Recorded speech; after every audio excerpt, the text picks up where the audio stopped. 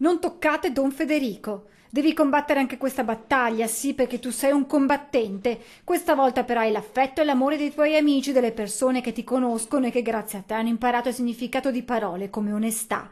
Per quanto possa valere, io sono al tuo fianco, la mia spada taglierà le malelingue. Coraggio, amico mio, tieni duro. Di certo non sarà un po' di fango a spaventarti. E poi ancora, un forte abbraccio come quelli che sai dispensare tu. Sui social in queste ore si stanno moltiplicando i messaggi di vicinanza a Don Federico De Bianchi, ex parroco di Santa Giustina a Vittorio Veneto.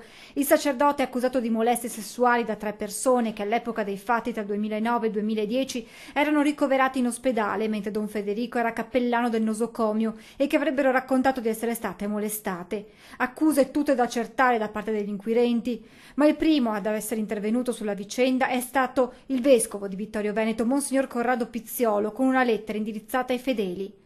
Un nostro confratello, Don Federico De Bianchi, scrive il vescovo, è stato accusato di molestie sessuali.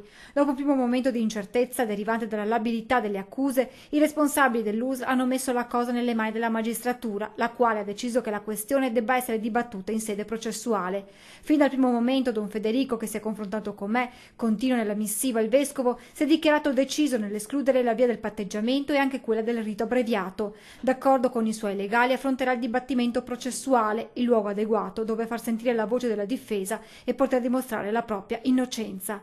Intanto a Santa Giustina, dove fino allo scorso anno Don Federico, denominato da tutti il parroco social per i suoi interventi spesso sotto forma di poesia su Facebook, da dove aveva annunciato lo scorso novembre a sorpresa il suo addio al paesino vittoriese, viene ricordato dai fedeli come una persona solare. Beh, è una persona sempre solare, sempre di buon umore, comunque stava in mezzo ai giovani. Una brava persona.